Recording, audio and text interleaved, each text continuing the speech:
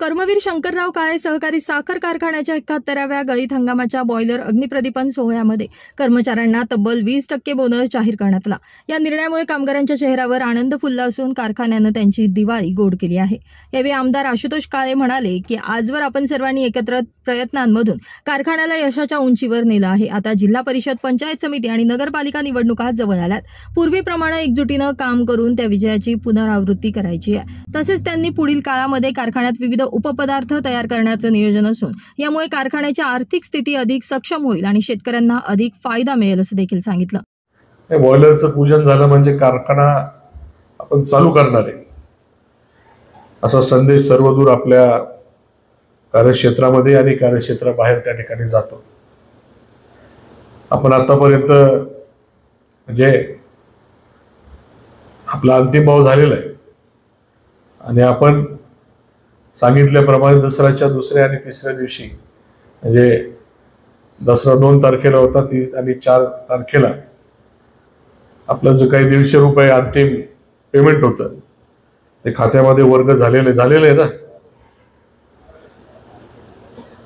त्याच्यामुळे आपण जे काही जाहीर केलेलं होतं ते लोकांपर्यंत पोहोचलेलं आहे। शेवटचा टप्पा 10 कोटीचा होता। ते अंतिम बिल आपण बँकेमध्ये वर्ग करून कार्यक्षेत्रामध्ये आणि गेटकेन असं कुठलाही भेदभाव न ठेवता सरसकट 3100 रुपये ऊसाचा दर आपण दिलेला आहे। आता कोणी काय दिलेलं आहे याच्यावर मी काय बोलणार नाही, कारण की आपली स्पर्धा कोणाशीच नाही। आपली स्पर्धा आपल्या स्वतःशी आहे।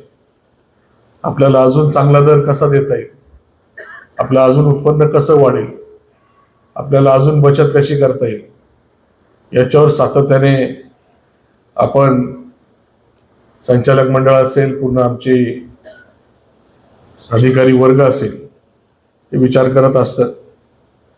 मागच्या काळामध्ये आता सरकारचं धोरण आहे 2047 पर्यंत साखर उद्योग असेल याच्यामध्ये भरपूर प्रमाणामध्ये बदल करायचे किंवा याच्यामध्ये भरपूर नवीन गोष्टी करण्यासारख्या आहे आणि त्याच्यावर सरकार काय काय धोरण घेणार आहे किंवा सरकार कशा पद्धतीने मदत करणार आहे याचं एक प्रेझेंटेशन बघितलं आणि आपण त्या पद्धतीने अभ्यास करायला सुरुवात केलेला आहे का आपल्याला कशा मार्गे जायचं आहे। आता कारखान्याचं काम तर आता पुढे 50 वर्षापर्यंत कारखान्याकडे बघायचं काम नाही, फक्त मेंटेनन्स करायचं, त्या सीझनला जे काही काम असेल ते करायचं आणि त्या पद्धतीने चालवायचं, बरोबर आहे ना। आता याच्या पुढचा नुसतं साखरेवर अवलंबून न राहता आपण इतर बाय प्रॉडक्ट कसे करता येतील। स्पिरिट तर आपण करतोच आहे, स्पिरिटचा आपल्या कंट्री लिकरला मदत होतेच आहे, परंतु बाकीचे अजून प्रोडक्ट आहे का जे करण्यासारखे आहेत त्याचा आपण टप्प्याटप्प्याने विचार करून त्यावेळेस आपण निर्णय घेऊ आणि ते काम आपण हाती घेऊ, जेणेकरून अतिरिक्त दर आपल्याला शेतकऱ्यांना कसा देता येईल हा सर्व प्रयत्न त्या माध्यमातून राहील। म्हणून आपण त्या पद्धतीने जायचं ठरवलेलं आहे। कोणाशी स्पर्धा नाही करायची, आपण चांगलं किती करू शकतो याचा विचार आपण त्या ठिकाणी करतोय। आपण डिस्लरीचं उभारणी पण आपण करणार आहे, पुढं काही अजून प्रोडक्ट असतील ते पण आपण करणार आहे। त्याला सगळ्या गोष्टीला एक नियोजन त्या ठिकाणी लागतं, त्या पद्धतीने आपण पुढे जाऊया। आता दिवाळीचा सण आहे, आज बॉयलर पूजन आहे, दसऱ्याच्या दुसऱ्या दिवशी शेतकऱ्यांची दिवाळीची खरेदी असेल याच्यासाठी 150 रुपये आपण दिलेलेच आहे, परंतु कामगार अजून उपाशी, त्यांना फार अपेक्षा आहे आणि म्हणून कामगारांचं दिवाळी गोड करण्याचं काम आज या ठिकाणी त्याची घोषणा किती टक्के बोनस तर तो मागच्या वर्षाप्रमाणेच आपण देणार आहे 20% बोनस।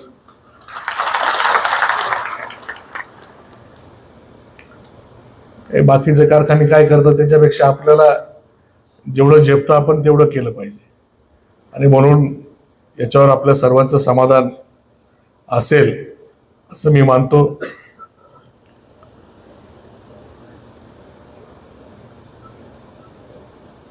परंतु आता सर्व काळ, आता दिवाळी जरी असली परंतु आपल्या सर्वांना माहिती आहे नगरपालिका आणि जिल्हा परिषद पंचायत समिती या सर्व गट गण वॉर्ड याचे आरक्षण जाहीर झालेले. नगराध्यक्ष असेल, सभापती असेल, जिल्हा परिषद अध्यक्ष असेल, याचे आरक्षण जाहीर झालेले. आता फक्त काय राहिलेले तर मतदार यादी अंतिम करण्याची राहिलेली. आता नगरपालिकेमध्ये तर हरकतीचा अंतिम तारीख काहीतरी 17 होती ना, वाढवली का? कारण मी काल वाचलं 17 पर्यंत केले, 28ची 31 केली. अंतिम तारीख 31 नगरपालिकेसाठी राहणार आहे. 31 म्हणजे 1 नोव्हेंबरला साधारण निवडणुका नगरपालिकेच्या जाहीर होतील आणि त्याच्यानंतर जिल्हा परिषद पंचायत समितीच्या पण निवडणुका होतील. त्यामुळे आता आपण सर्वांनी, ते काय खूप वेळ झालेला आहे निवडणुकाने, थोडंसं आता मरगळ झटकली पाहिजे, थोडंसं कामाला लागलं पाहिजे. तर आता दिवाळी झाली, दिवाळीनंतर रुटीन प्रमाणे तुळशीचं लग्न होईल, इतर लग्न चालू होतील. या सगळ्या गोष्टी रुटीन प्रमाणे चालू राहणार आहे. आता खरीपाचे पिकं जेवढे हातात लागले असतील तेवढे लागले असतील. आता रब्बीची तयारी जेव्हा रानं सुकतील तर रब्बीची तयारी करावीच लागणार आहे. या सगळ्या रुटीनच्या गोष्टी करून सुद्धा आपल्याला या निवडणुकीमध्ये चांगल्या पद्धतीने यश घेण्यासाठी आपण सर्वांनी सज्ज झालं पाहिजे, अशा प्रकारची विनंती या निमित्ताने पुन्हा एकदा करतो. या कार्यक्रम सोहळ्यामध्ये माजी आमदार अशोकराव काळे, चेअरमन आमदार आशुतोष काळे, व्हाईस चेअरमन प्रवीण शिंदे, सौ गौरीताई शिंदे, संचालक मंडळ व पदाधिकारी तसेच माजी सदस्य मोठ्या संख्येने उपस्थित होते. माझं गाव चॅनलसाठी स्वप्नील कोपरे, कोपरगाव.